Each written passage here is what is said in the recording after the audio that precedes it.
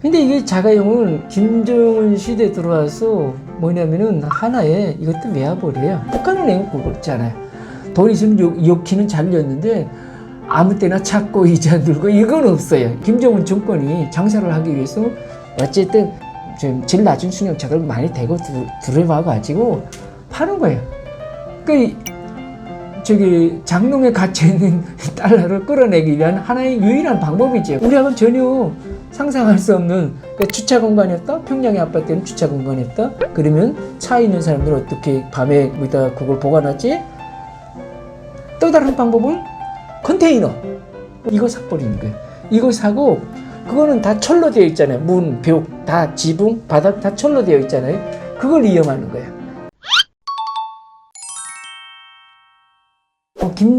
김정은 시대에 이제 자가용이 부쩍 늘었어요. 요거 1년 전에 늘었는데, 한 1, 2년 전에. 제가 96년까지 평양에 살았어요. 68년생이고 28년간 살았대요. 그때나 지금이나 똑같은 자가용이 징표는 노란 번호판이에요. 차 번호판이. 평양에 제가 96년도 있을 때는 자가용이 그냥 100대 단위? 근데 그 100단위도 못 넘어갔어요. 그러니까 한 수십 대 있었다는 거죠. 보면은.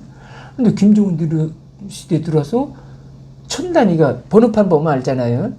제가 있을 때는 100단위였고 지금은 1000단위예요. 1000 이렇게 나오는데 번호가 그럼 수백 대가 있다는 거예요. 그래서 보니까 수천 대가 있다는 소리죠.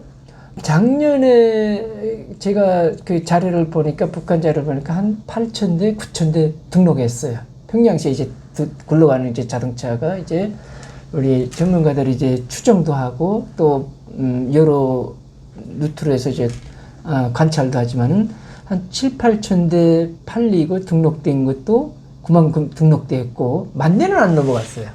우리한테 비하면 뭐 많은 거 아니죠. 우리는 뭐 서울시 자가에 등록된 자가용이 한 서울시 인구 1,000만이라니까 한 뭐 등록된 자가용만요. 이런 화물차나 이제 사업용 뭐 버스 이런 거 말고 자가용만 몇백만 대는 되겠죠. 몇백만 대. 서울에는 뭐 정확한 건 모르겠어요. 제가 추정해요. 몇백만 대는 되겠죠. 평양에 있는 자가용 8,000대, 9,000대, 서울에는 뭐 200~300만 대의 자가용하고 비교가 안 되잖아요. 이거는. 근데 이게 자가용은 김정은 시대에 들어와서 뭐냐면은 하나의 이것도 외화벌이에요. 왜냐면은 그 국가에도 외화가 있지만 개인에게도 있잖아요. 그럼 뭐 아무 나라나 다 있을 거예요.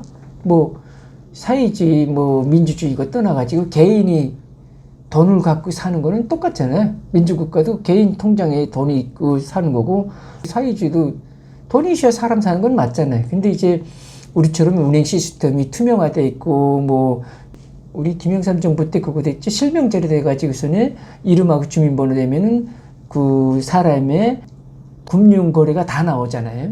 북한은 이런 거 없어요.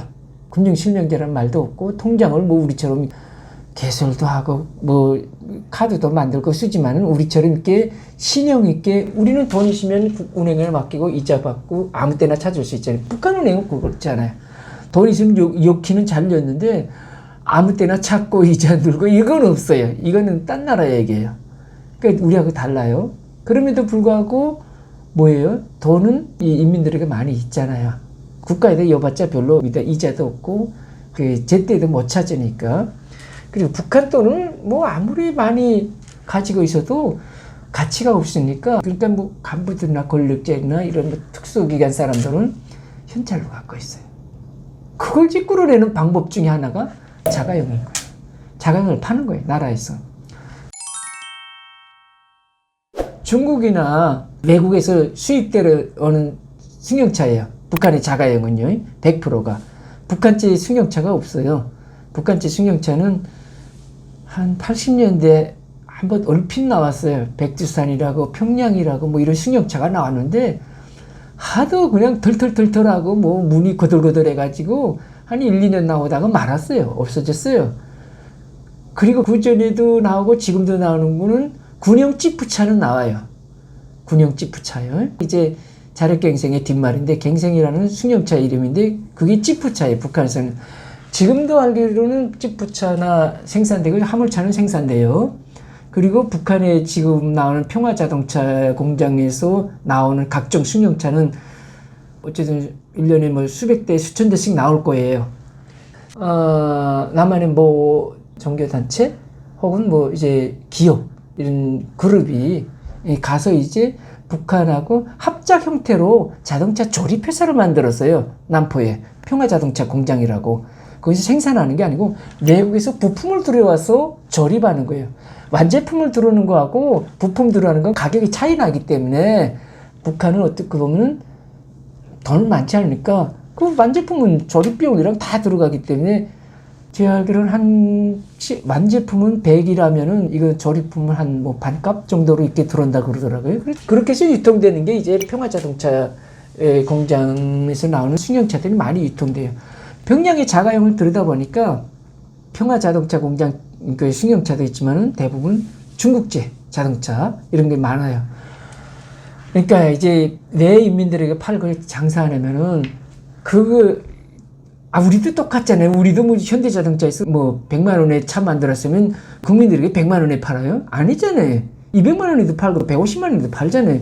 그래야 뭐 자동차 회사도 뭐 더 이윤이 되고 뭐 국가도 세금 받고 이윤이 되는 거지. 그걸 그대로 파는 게 어디 있어요?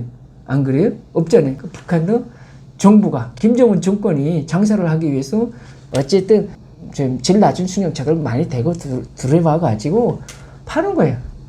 그러니까 장롱에 갇혀있는 달러를 끌어내기 위한 하나의 유일한 방법이죠. 그것도 어찌 보면은 뭐 충성자금일 수도 있겠지만은 또 하나 방법은 화폐개혁이겠죠. 그냥 화폐개혁에서 돈을 그냥 물로 만드는 방법도 있지만은 그것도 하도 뭐 2010년대에 열어나게 해서 원성이 엄청 높았고 그거는 뭐 어찌 보면 김정은이 뭐 모험까지 할 정도로 해야 되는데 그건 위험하니까 그건 놔두고 일상적으로 돈 끌어내는 하나의 방법이 저거다.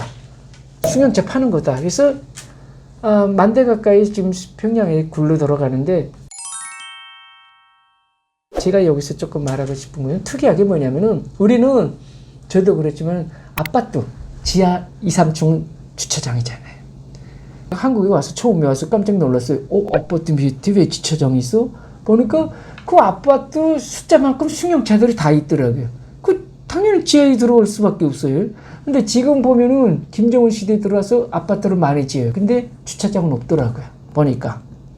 지하에 없는 것 같아요. 제가 추정하기로. 근데 북한에서 그거 보여줘야 알죠. 안 보여줬고 그냥 껍데기만 보여주니까 내부도 잘 안 보여줘요.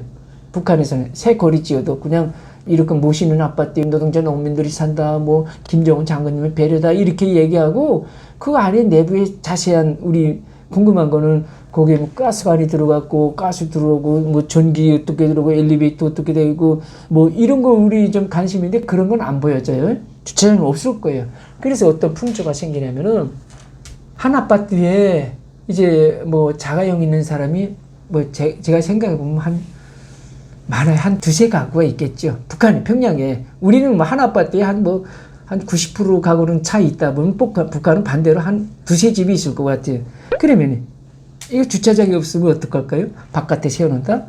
우리는 바깥에 세워놓도 무슨 이상이 없을 것 같아요. 저도 뭐 어떤 때 뭐 아파트에 살지만 이제 지방 출장 가서 바깥에 세워놓고 여간 이용하지 않습니까? 바깥에 세워놓도 뭐 차가 어떻게 뭐 도난 당하고는 게 없어요. 근데 북한은 그렇지 않아요. 이거는 도난 위험성이 커요. 북한은. 그래서 뭐냐면은 그 상업시설들이 있어요. 평양의 아파트 밑에들은 이제 그 식료상점, 무슨 뭐 야채상점, 식당 이런 상업시설들이 있어요. 그러면 그 시설들에는 어느 정도 승용차 한 두세 개 들어갈 수 있는 공간이 있어요. 예를 들어서 화물차에 들어와서 상품을 부려도 그렇고 상품을 적재하도 그렇고 그런 공간이 있어요. 이걸 이용하는 거예요. 이건 합법이냐고요? 불법이죠. 근데 어떻게 이용하냐면은 그 상업시설 야간 경비원이 있을 거 아니에요. 물론 뭐 책임자도 있고 책임자 승인하고 야간 경비원에 이제 승인하에서 거기다 갖다 대는 거죠. 그러면 거기다가 그냥 될 수 없는 거죠. 돈을 지불해야 되는 거죠. 이런 거예요. 자, 내가 평양에 자가용이 있어요. 바깥에다 세우면 도난 맞히고 뭐 이렇게 뭐 바퀴가 떼갈 수도 있고 뭐 부속이 떼갈 수도 있어요. 거기는 왜? 그게 돈이 되니까. 그리고 CCTV가 없으니까.